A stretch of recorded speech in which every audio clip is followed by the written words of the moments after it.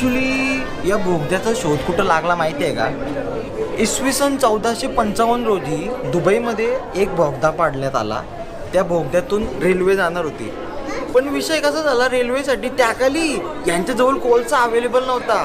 म्हणून त्यांनी रेल्वेचा प्लॅन रद्द केला आणि त्याच्यामध्ये असं समोर मच्छी बिच्छी टाकलीनं फिश टँक बनवला. अशा प्रकारे उगमयास आला दुबईचा फिश टँक. एवढा मोठा फिश टँक बांधून ठेवले. या लोकांना काय आकला आहे का?